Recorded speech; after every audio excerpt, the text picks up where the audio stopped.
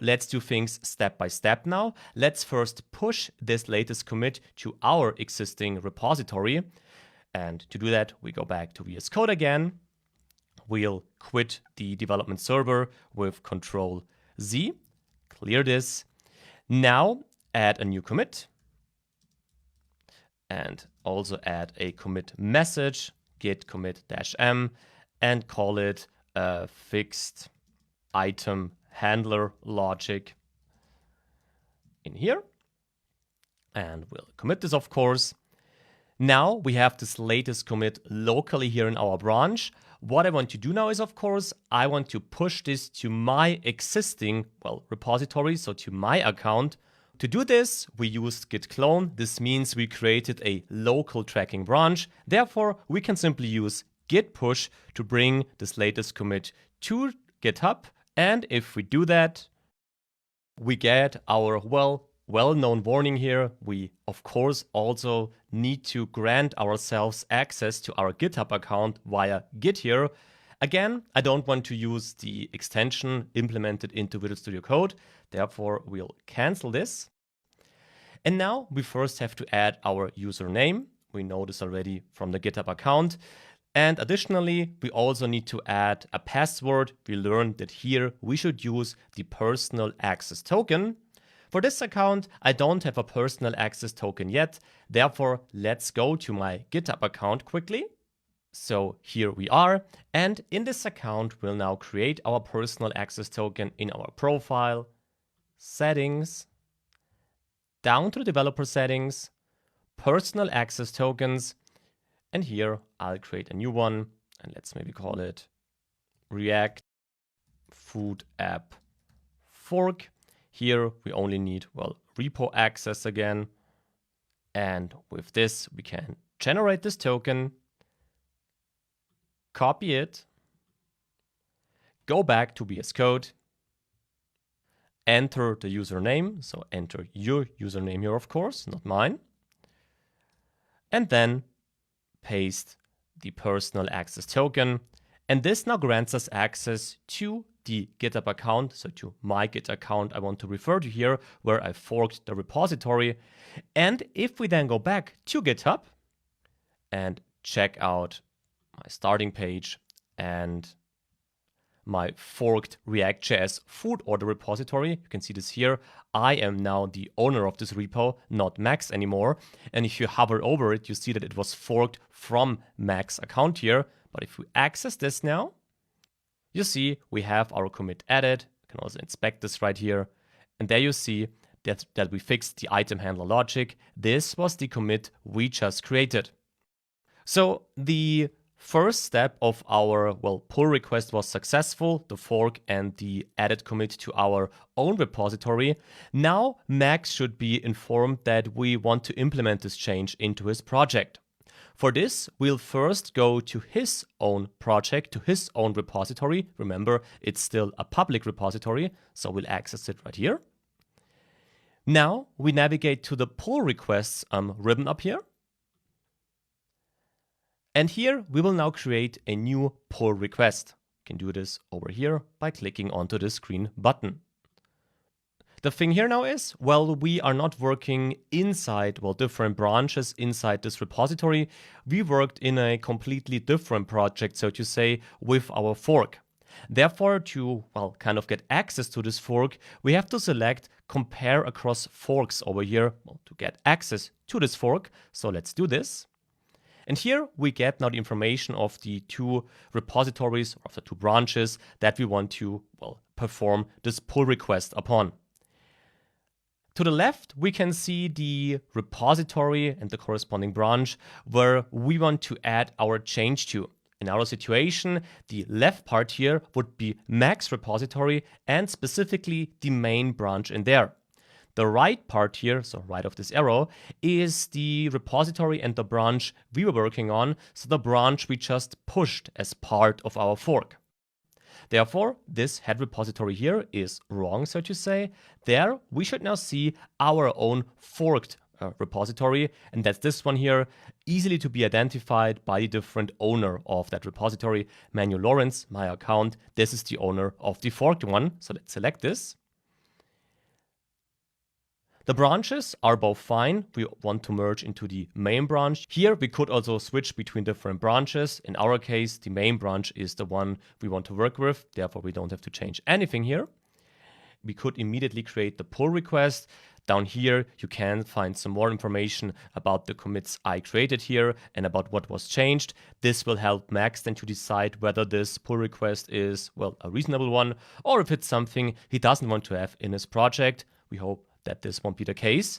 So with this, let's now create this pull request, and let's then again hand over to Max, and let's see whether he's happy with our changes.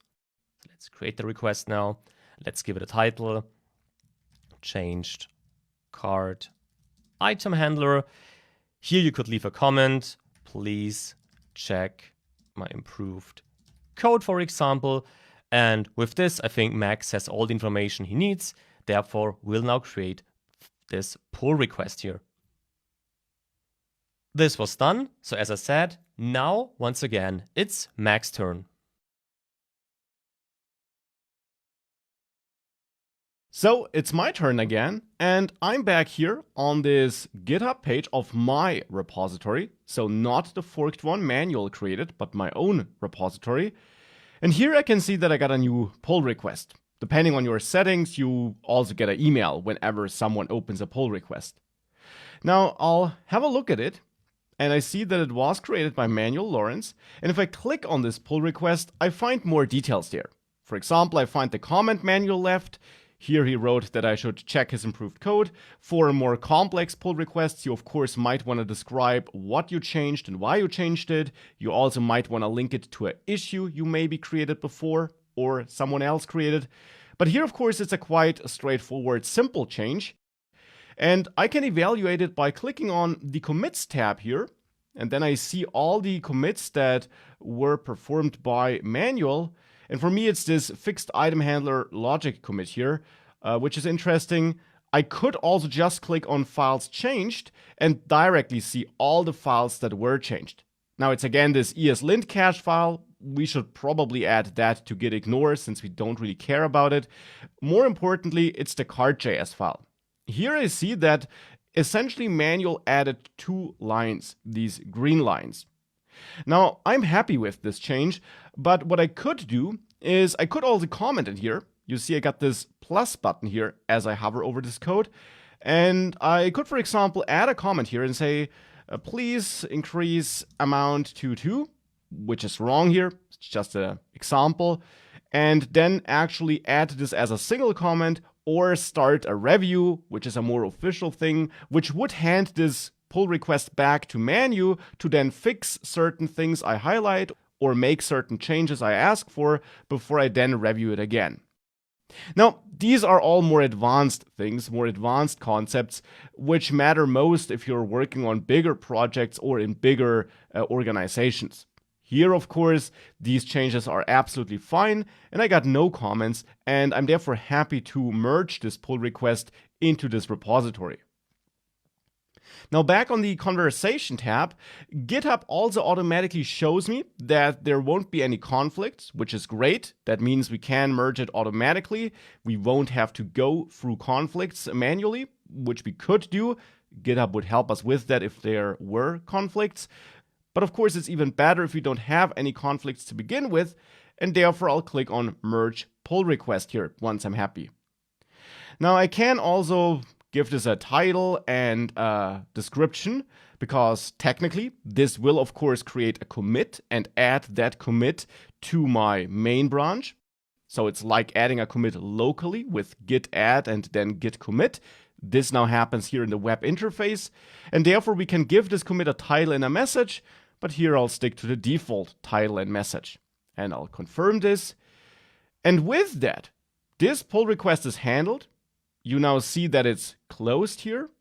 And if I go back to code, what you'll see is that in there, 10 seconds ago in my case, I have this latest commit.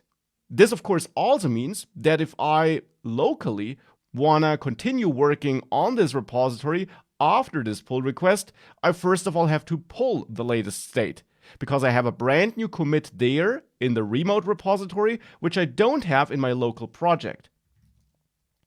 Now that means that I can now pull these changes made by manual into my local project. So here in my project, I can run git pull and then specify that I want to pull the main branch on origin.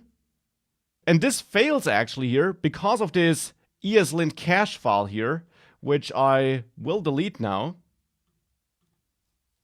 And then try this again. And now this succeeds. And we might also, as I mentioned before, add this to git ignore so that we don't run into more problems here. But more importantly, in cart.js, I now see the changes made by manual in my local project because they are part of this remote repository because I did merge manual's pull request. And that's in the end of this course section here, because now we went through this mini project where we started with initializing our Git repository locally, where we then added commits and worked with different branches, where we merged branches, where we collaborated by adding a collaborator, and where we then also collaborated with pull requests.